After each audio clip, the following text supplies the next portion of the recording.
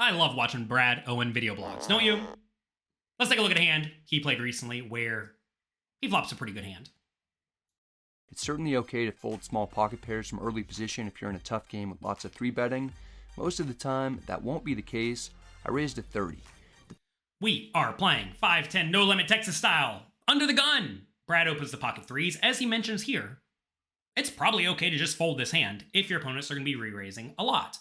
But that would be a big mistake in loose, splashy cash games that are not too aggressive. If you're going to get to see the flop with your pair, you should be raising and calling initial raises with pairs the vast majority of the time, because when you do get a set, you're going to be in excellent shape. And since you're not going to be getting 3-bet off of your hand very often, or 4-bet off your hand very often, this is a spot where you definitely want to play. Big blind is my good friend Kevin Colenso.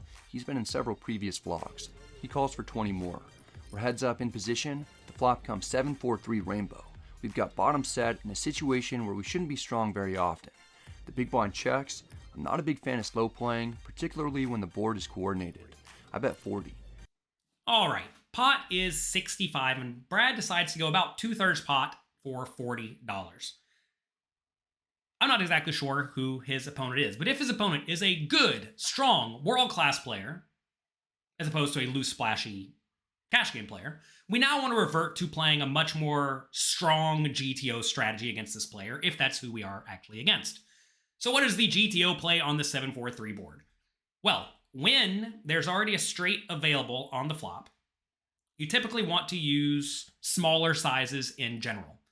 Also, when the board is very good for the big blind, you usually want to use smaller sizes in general, because essentially Brad lacks the nut advantage. This is a spot where his opponent's going to have 6-5 offsuit, perhaps. Definitely 6-5 suited. Also 4-3 suited, 7-4 suited, all the sets. And all those hands smash most of Brad's best hands, especially if he doesn't raise 4s and 3s. Because in that scenario, Brad's going to have a lot of overpairs at best, whereas his opponent's going to have a lot of straight sets and 2 pairs at best. So when that is the case, in GTO world, you often want to bet small. However, in live poker against most players, this is just a spot to bet big and get money in the pot. Also, if there ever is a hand to bet big, it is bottom set, because bottom set does not block your opponent from having top pair or middle pair. So I have no problems with Brad's bet, but if we are trying to revert to playing just like good GTO poker, then I think a smaller bet of something like $20 is probably ideal. The big blind may have a piece. He calls. The turn is the 6 of spades, putting 4 to the straight out there. Kevin could easily have a 5. He knows it. He knows that I know it. He reps it and leads for 80. This is a common spot where good studied players will lead because they realize Brad does not have a whole lot of 5s, right? If you think about his early position raising range, he really only has ace-5 suited, maybe 6-5 suited, maybe 5-4 suited, maybe king-5 suited, and pocket 5s. And that's it. So this is a spot where when the big blind is going to defend a lot pre-flop with a lot of 5s, and they're going to call a flop bet with a lot of 5s, they get to lead very often because now, again, they have a big nut advantage. We discussed this thoroughly in the Cash Game Masterclass at pokercoaching.com. If these concepts are not familiar to you, please check that out because this information is vital. So, facing the lead, we just need to call. This is a spot where if we raise and get re-raise, it's not good at all. So, call and try to see a cheap showdown. Sets haven't been good to us so far. With less than 20 minutes into the session, we lost half our stack by losing to a straight when we had a set earlier, and we may lose to another straight here. So Brad mentions this thought that he just lost with a set to a straight earlier. And you have to realize, it doesn't matter. A lot of people, not necessarily Brad, but a lot of people get it in their head that, oh man, I lost with a set earlier and I'm going to lose with it again, so I should fold, or something like that. But no, you have to realize that hands are independent for the most part, and sometimes you're going to lose with the same hand twice in a row, such as life. Sometimes you're not, right? Just play this hand to the best of your ability. Again, we can't fold, especially for the price we're getting, when we should have at least full house outs. I would not fold to any bet here, unless the opponent ripped it all in. And even then, I still might not fold. We call, then wish very hard for the board to pair. The dealer might be a genie. He puts out another 6. We improve to a full house in a spot where it looks like we might just have an overpair to the board. Our good buddy is never going to suspect we've got a monster. He bets a healthy 240. All right. In this situation, we have how much money behind? we have something like, I think, $1,200 behind. What I want to know is, what would you do facing this $240 bet? We have the worst full house.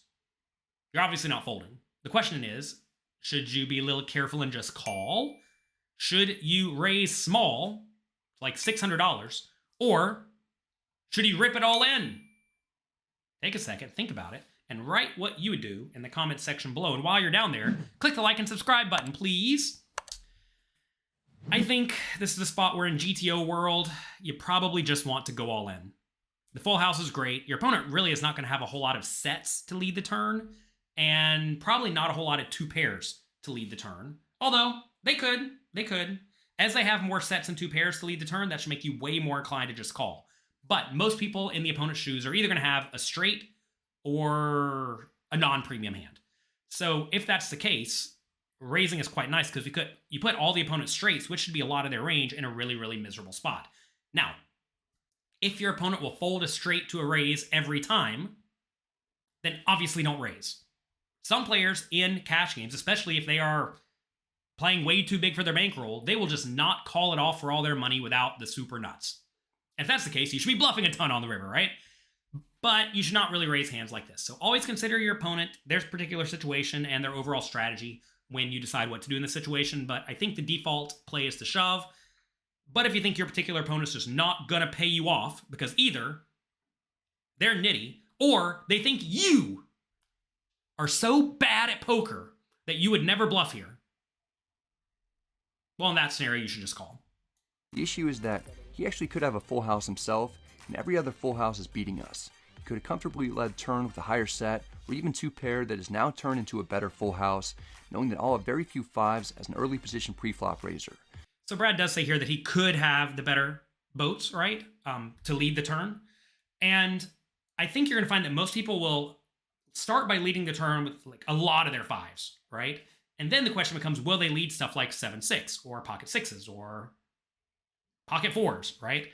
I think most people who have a leading range will lead with the straights a large chunk of the time, but I don't think they're going to mostly lead with the sets and two pairs. But if your opponent will lead with those because they realize Brad's not going to raise all that often, then in that scenario, you should also be more inclined to just call. I'll really only have pocket five sometimes and ace five suited. That's it. If I raise over a fairly large bet, my opponent is too good to call me with a hand even as good as a straight.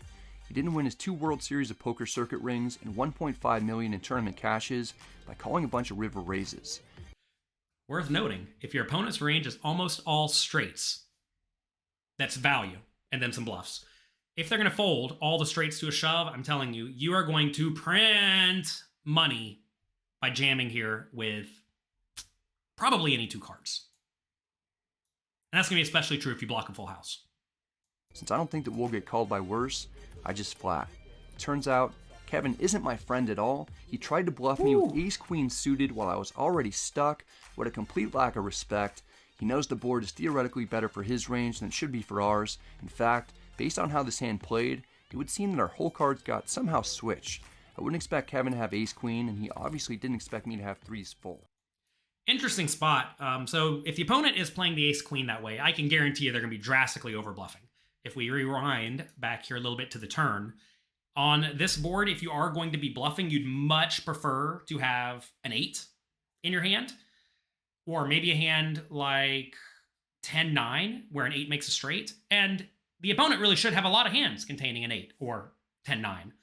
So I don't think this is a spot where the opponent wants to use ace-queen, because if they're using ace-queen, it kind of implies they're using a lot of unpaired hands, like Jack-10 of hearts, and Jack-10 of diamonds, and Jack-10 of clubs, and Queen-9 of clubs, and Queen-9 of diamonds, right?